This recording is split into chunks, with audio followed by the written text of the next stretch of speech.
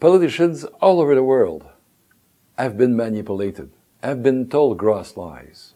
I think people need to understand that this is a criminal industry.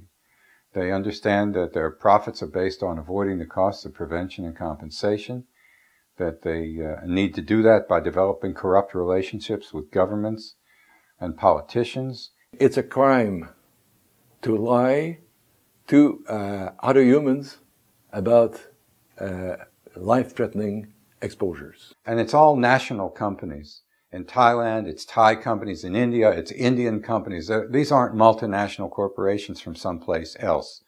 They're national companies. And they realize that in order to avoid the costs of prevention and compensation, they need to develop corrupt relationships with the government.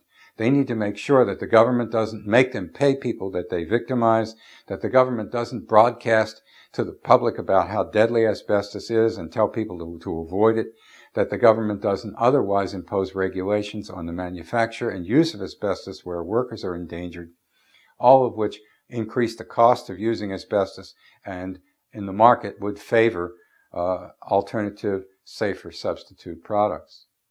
So it's a political problem more than anything else. It's a political and economic problem.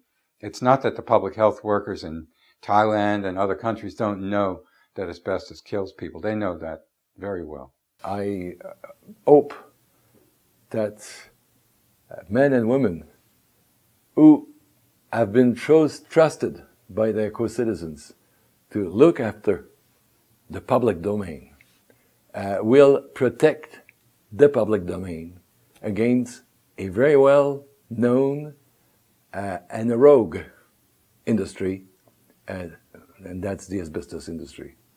They operate in countries where they can avoid regulation, where they can avoid having to compensate their victims who develop asbestos-related diseases. And as long as they can avoid the costs of prevention and compensation, they can continue to make money.